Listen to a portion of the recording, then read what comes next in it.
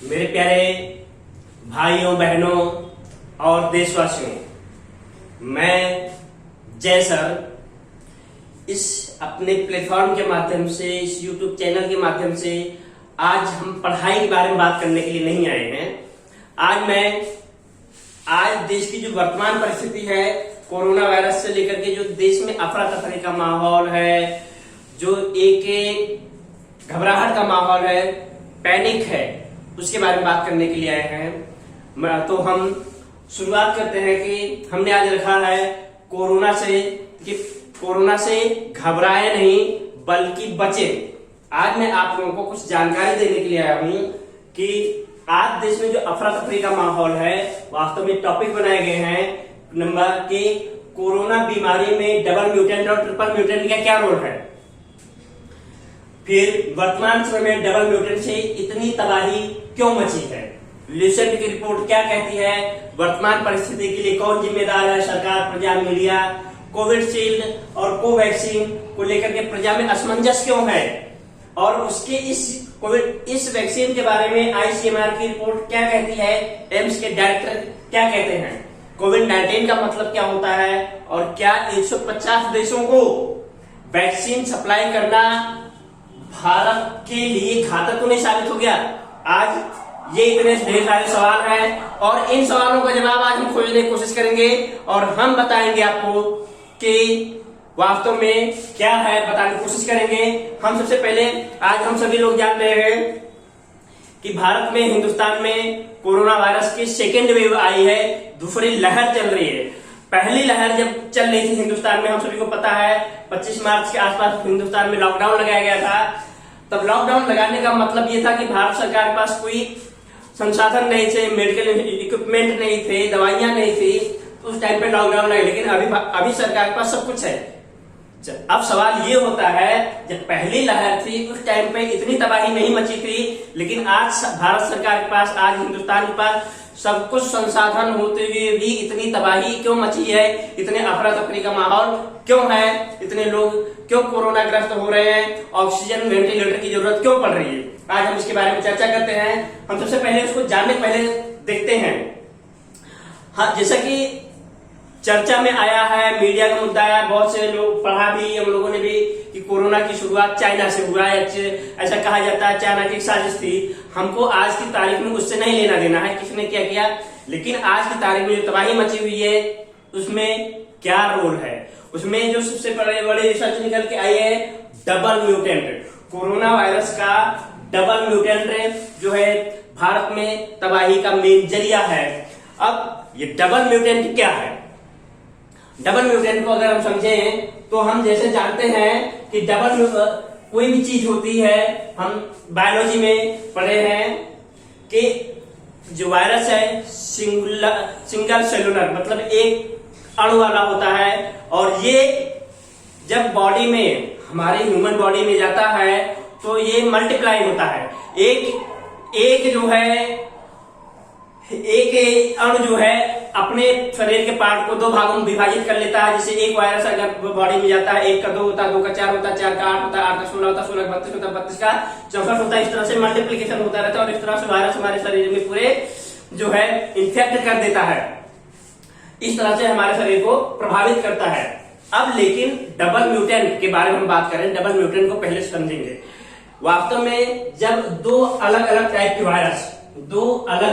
के वायरस मिल करके एक नए टाइप का वायरस बना लेते हैं, मान लीजिए 2 अलग अलग टाइप वायरस हैं और वो थर्ड टाइप के कोई दूसरे टाइप के वायरस का क्रिएशन करते हैं, आपस में म्यूटेशन करके जब एक नया वायरस पैदा हुआ है तो इसी को डबल म्यूटेंट कहा गया है। अगर हम इसको देसी भाषा में समझाने की कोशिश करें, अगर हम आम के पौधे के ले, छोटे छोटे पौधे को ले लें और 2 अलग अलग प्रजाति के आम के पौधे को लेकर के उसको कलम कर दिया जाए, जड़ और तने को कलम करके दोनों अलग अलग आम के पौधे को लेकर के जोड़ दिया जाए, तो उससे एक नया आम का बीज तैयार होता है, पौधा तैयार होता है, और उससे जो फल पैदा होता है वो अलग क्वालिटी का होता है, अलग किस्म का होता है। तो सेम थ्योरी इसमें भी है, 2 अलग अलग तरह के वायरस मिल करके एक नया वायरस बनाए हैं और इसी आपस में म्यूटेशन करके आपस में मिलकर के नया वायरस क्रिएट किए हैं, और इसी को कहा गया है डबल म्यूटेंट वायरस, और जो डबल म्यूटेंट वायरस है ये हिंदुस्तान में तबाही मचाया है। अब सोचने वाली बात क्या है कि पहली बात तो ये कि डबल म्यूटेंट वायरस सीवियर है, घातक है, ये बात है। दूसरी बात ये है जो ल्यूसेंट की रिपोर्ट कह रही है, ल्यूसेंट की रिपोर्ट ये कह रही है कि वायरस कोरोना के जो वायरस है वो हवा में वर्तमान है, विद्यमान है।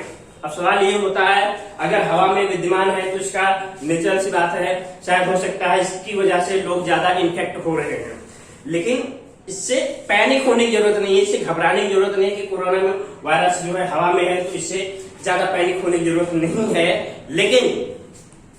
लेकिन इससे बचने की जरूरत है, इससे बचने की जरूरत। अब हम इसके आगे हट करके एक ट्रिपल म्यूटेंट का वायरस आ रहा है जिसके लक्षण महाराष्ट्र में आ चुके हैं।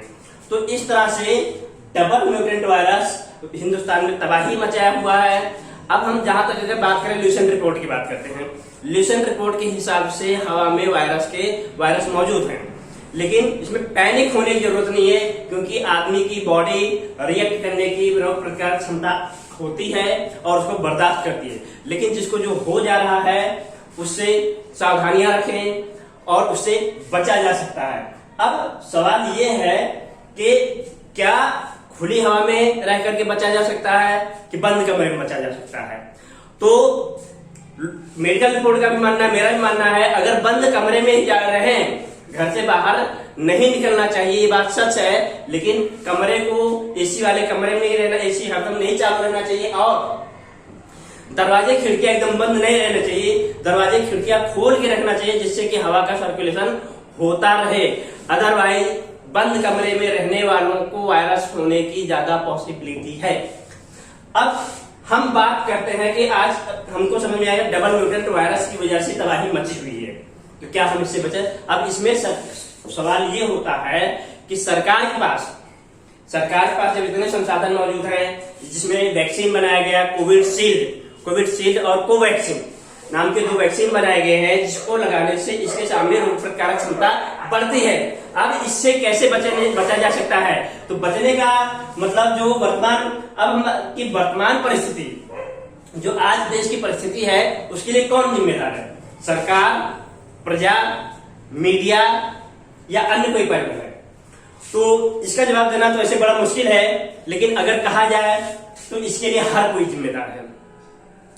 सबसे पहली बात ये कि प्रजा तो खुद लापरवाह हो गई। मास्क लगाना, सोशल डिस्टेंसिंग का पालन करना, हाथ बारंबार धोना, ये सब चीजों से हम लापरवाह हो गए थे क्योंकि जो है पहली वेव इंडिया से खत्म हो गई थी। लेकिन इसके बारे में शायद किसी को भी नहीं पता था कि सेकेंड वेव इतनी खतरनाक होगी। और दूसरी बात, क्या सरकार इसके लिए जिम्मेदार है?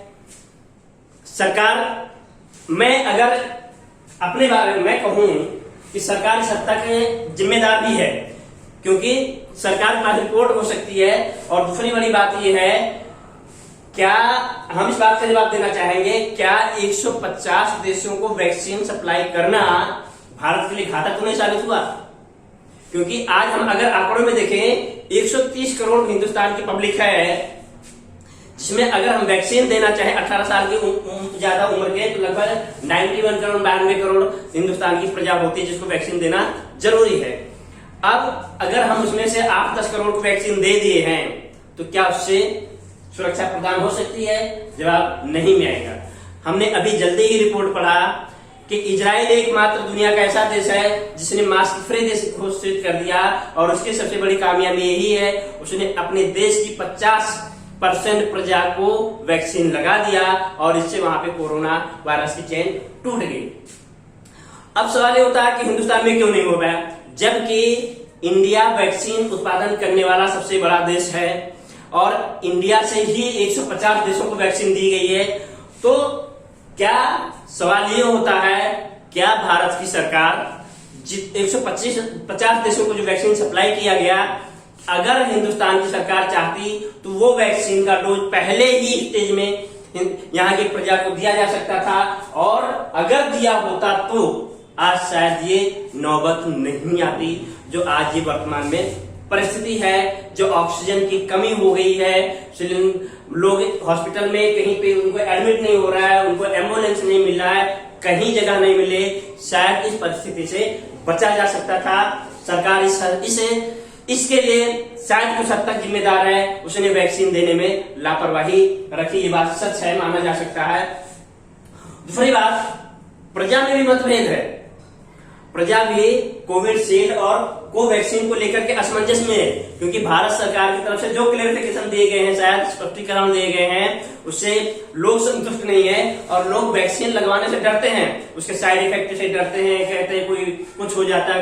तो मेरे हिसाब से अभी जो आईसीएमआर की रिपोर्ट आई है, आईसीएमआर की रिपोर्ट ये कहती है कोविशील्ड और कोवैक्सीन, ये दो जो इंजेक्शन इंडिया में है अवेलेबल, इनको लगवाने से कोरोना पॉजिटिव हो तो सकते हैं, लेकिन आदमी या पेशेंट या रोगी सीवियर कंडीशन में नहीं जा सकता, उसको ऑक्सीजन की जरूरत नहीं पड़ेगी, उसको वेंटिलेटर की जरूरत नहीं पड़ेगी। ये आईसीएमआर की रिपोर्ट कहती है। कहने का मतलब ये है कि ये सेफ है, सुरक्षित है और लोगों को ज्यादातर लगवाना चाहिए। जैसे भारत सरकार 1 मई से अपने देशवासियों को 18 साल से जो ज्यादा उम्र वाले हैं उनको ये वैक्सीन देने वाली है। शायद देर आए दुरुस्त आए। शायद अगर सरकार ने कदम जनवरी से उठाया होता, जनवरी से जो एज ग्रुप अलग अलग रखा था, अगर शायद 18 साल के पहले 18 साल प्लस वालों को अगर पहले से दिया होता तो आज हिंदुस्तान में सेकेंड वेव की इतनी खतरनाक लहर नहीं होती। इसलिए प्रजा भी जिम्मेदार है, सरकार भी जिम्मेदार है और कहीं ना कहीं मीडिया ने भी शायद पैनिक बनाने का रोल अदा किया होगा, मेरा ऐसा मानना है।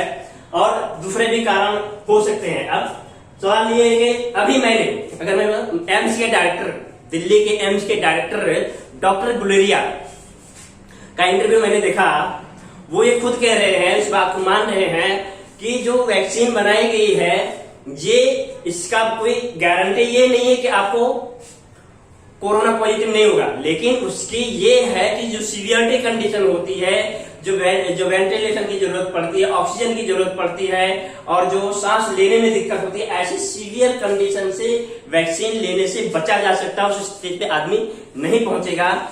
और इस हिसाब से सरकार, भारत सरकार जो अभी करने के लिए जा रही है, मेरा खुद का मानना है कि लोगों को वैक्सीन मैक्सिमम लेना चाहिए, जिससे कि आने वाले समय में इस वेव से बचा जा सके। हम लास्ट में बात करते हैं, देखते हैं कोविड-19 ओरिजिनली है क्या, उसका मतलब क्या होता है। तो जैसा हम सभी जानते हैं, कोविड का मतलब होता है कोरोना वायरस डिजीज, इसका फुल फॉर्म होता है कोरोना वायरस डिजीज। 19 का मतलब होता है 2019 में चालू हुआ, चाइना में 2019 से चालू हुआ और इसलिए कोरोना वायरस डिजीज का कोविड-19 नाम दिया गया है। लेकिन सवाल ये होता है, आज की भी तारीख में कहने का मतलब ये 150 देशों को वैक्सीन की सप्लाई करना हिंदुस्तान के लिए खतरनाक साबित हुआ। अब सवाल ये होता है कि इससे हम बचे कैसे। हम सभी जानते हैं कि हमको मास्क पहनना चाहिए, सैनिटाइज करते रहना चाहिए, सोशल डिस्टेंसिंग का पालन करना चाहिए और अगर आपको सामान्य लक्षण भी लग रहे हैं तो डॉक्टर का कंसल्ट करना चाहिए। आप अपना कोरोना टेस्ट करवाइए और भीड़ भाड़ वाली जगह से बचिए और आने वाले समय में वैक्सीन जरूर लीजिए। ये मेरी अपील है, ये मेरी अपनी तरफ से अपील है, जो भी रही है। लेकिन ये सेकेंड वेव जो आया है हिंदुस्तान में, या दूसरी लहर जो आई है, डबल म्यूटेंट वायरस एक सीवियर है। और दूसरी बात यह है, जो रिसेंट की रिपोर्ट के हिसाब से हवा में इसके वायरस घुल मिल चुके हैं, इसकी वजह से तबाही का माहौल है। लेकिन पैनिक नहीं क्रिएट करें, घबराएं नहीं, शांत बनाए रखें, अपना खुद का ध्यान रखें।